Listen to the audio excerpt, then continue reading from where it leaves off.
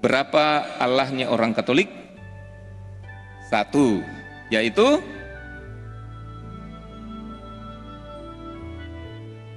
Allah kita ada satu, yakni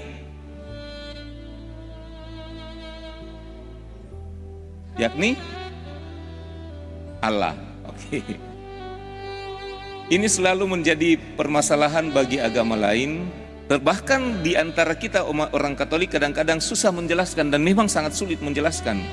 Menjelaskan tentang Allah itu tidak akan pernah mungkin bisa, karena Allah itu adalah misteri. Allah itu mengatasi diri kita manusia.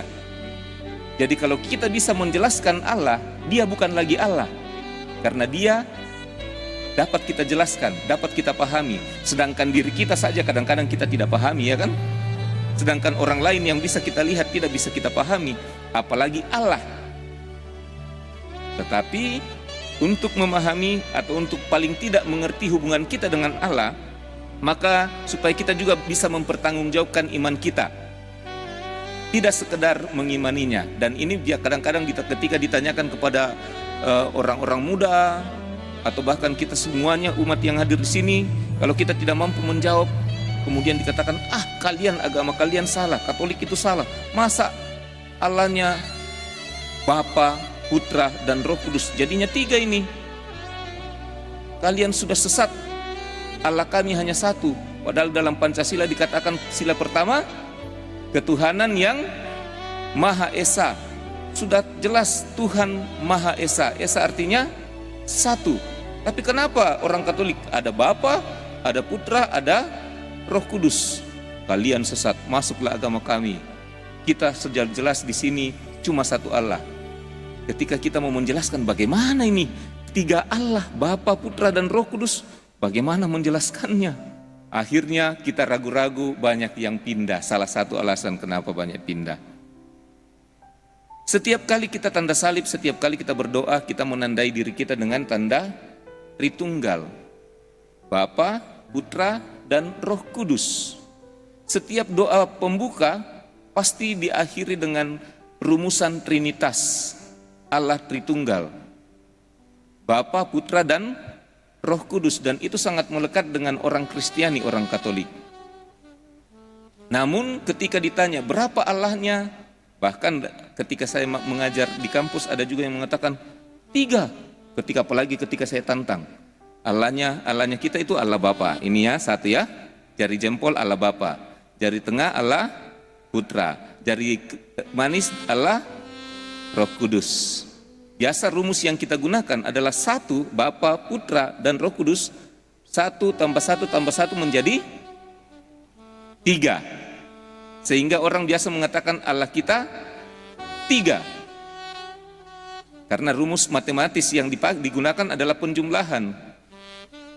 Seandainya rumus yang digunakan adalah perkalian, Bapa, Putra, dan Roh Kudus, 1 kali 1 kali 1 menjadi 1. Itulah sebabnya disebut sebagai Allah Tritunggal.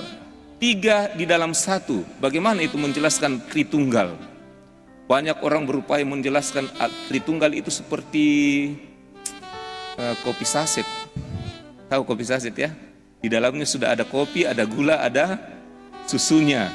Ketika diseduh tidak bisa lagi dipisahkan. Ini hanya analogi, tetapi sekali lagi analogi kiasan itu selalu ada kelemahannya. Tapi hanya berupaya untuk menjelaskan. Ada juga yang mengatakan Allah itu ibarat seorang bapak. Misalnya presiden. Presiden untuk kalangan pemerintahan dipanggil presiden. Di rumahnya dipanggil istrinya bapak atau sayang. Sudah 2 nama ya, presiden, sayang. Kalau dipanggil oleh anak-anaknya dipanggil ayah.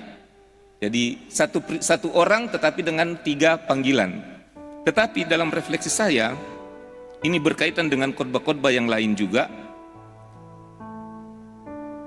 Allah itu adalah kasih. Dan mungkin kalau yang sering dengar khotbah saya, biasanya saya akan berbicara tentang cinta kasih ketika berkhotbah. Dan memang di dalam seluruh kitab suci, di dalam seluruh mulai dari perjanjian lama sampai perjanjian baru, hanya satu definisi tentang Allah. Allah adalah kasih. Di dalam surat pertama Yohanes, kalau tidak salah pasal 14 atau pasal 12 sekitar itu. Allah adalah kasih. Deus caritas est. God is love. Allah adalah kasih. Kasih itu adalah cinta. Maka orang biasa sambung menjadi cinta kasih. Love, caritas. Itulah kasih. Susah dibedakan antara cinta dan kasih. Karena memang intinya sama, yakni perasaan. Rasa sayang. Itulah cinta kasih. Ketika kita mencintai orang, itu perasaan sayang. Tapi siapa yang pernah lihat love? Adakah di antara kita pernah lihat cinta? Kecuali mungkin cinta Laura ya, atau cinta anaknya Kuya-Kuya, kita bisa lihat. Tapi cinta sebagai kasih, dalam arti kasih, perasaan sayang, ada yang pernah lihat? Ada yang pernah lihat rasa cinta? Sebagai esensi atau kodrat dari cinta kita tidak lihat. Cinta sebagai sebuah kodrat tidak bisa kita lihat. Tetapi cinta bisa kita lihat, bisa kita rasakan, bisa nampak dengan berbagai macam bentuk. Seorang suami mengatakan kepada istrinya, "Ma, saya sayang sama mama." Itu ungkapan atau perwujudan cinta dalam bentuk verbal. Ya kan? Tangkap ya? Itu salah satu bentuk pengungkapan cinta, perasaan yang tidak kelihatan ini diungkapkan dengan kata-kata sehingga bisa ditangkap oleh orang. Dengan mengatakan, "Ma, saya sayang kamu," mamanya langsung bahagia, tersipu-sipu. Karena dia merasakan, bisa menangkap.